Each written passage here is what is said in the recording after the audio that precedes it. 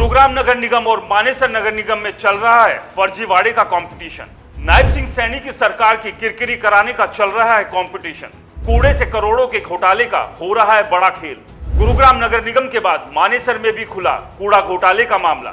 फर्जी डॉक्यूमेंट लगाकर हासिल किया कूड़ा उठाने का टेंडर। एनजे एंटरप्राइजेज नाम की कंपनी पर है फर्जी डॉक्यूमेंट लगाकर टेंडर लेने का आरोप। नगर निगम ने सिर्फ टेंडर कैंसिल कर मामले में की लीपापोती। कंपनी पर फर्जीवाड़े को लेकर चुप है मानेसर नगर निगम। नमस्कार दोस्तों, मेरा नाम है राज के वर्मा और आप देख रहे हैं रिपोर्टर जी। अगर आपने रिपोर्टर जी चैनल को सब्सक्राइब नहीं किया तो दोस्तों सबसे पहले चैनल को जरूर सब्सक्राइब कर लीजिए। गुरुग्राम में लगातार कूड़े से करोड़ों का घोटाला सामने आ रहा है और सबसे बड़ी और हैरानी की बात यह है कि नगर निगम के अधिकारियों को सब पता है, लेकिन उसके बावजूद आंखें मूंद ली गई है, कानों में उंगली डाल ली गई है, कुछ सुनना और कुछ देखना चाह नहीं रहे हैं।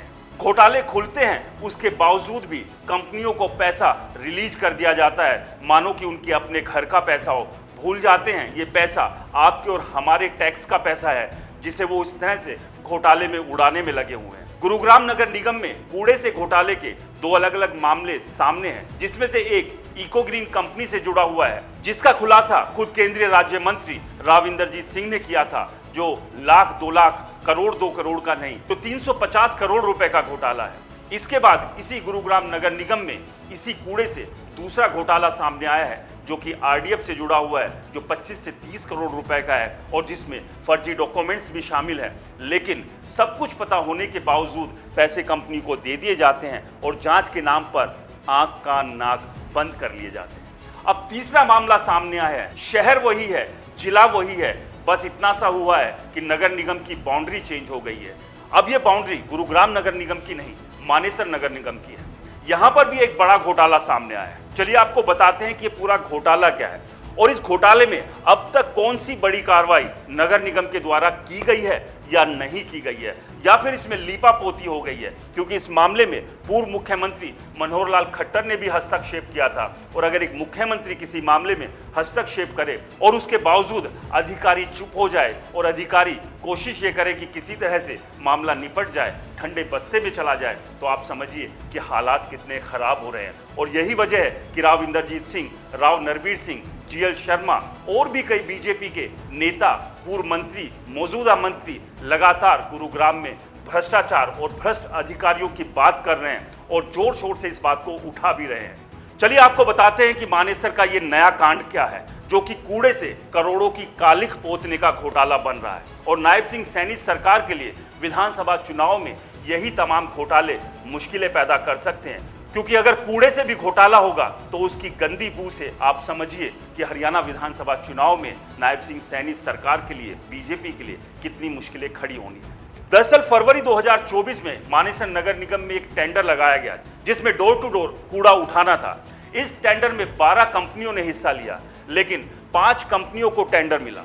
लेकिन इस पूरे टेंडर में एक जो सबसे बड़ा खेल किया वो थी एनजे एंटरप्राइजेज कंपनी। इस कंपनी ने इस टेंडर को लेने के लिए फर्जी डॉक्यूमेंट्स का सहारा लिया और ये फर्जी डॉक्यूमेंट था एनलिस्टमेंट प्रमाण पत्र। कंपनी ने फर्जी एनलिस्टमेंट प्रमाण पत्र लगाकर ये टेंडर हासिल कर लिया। ये 6 करोड़ रुपए का एनलिस्टमेंट प्रमाण पत्र नगर निगम गुरुग्राम के एक सुपरिटेंडेंट इंजीनियर के द्वारा साइन किया हुआ था। एक ऐसे अधिकारी जिनके पास 50 लाख से अधिक राशि के प्रमाण पत्र जारी करने की पावर ही नहीं है। लेकिन इस कंपनी ने पूरा खेल किया और ये एनलिस्टमेंट प्रमाण पत्र इस टेंडर के साथ लगा दिया।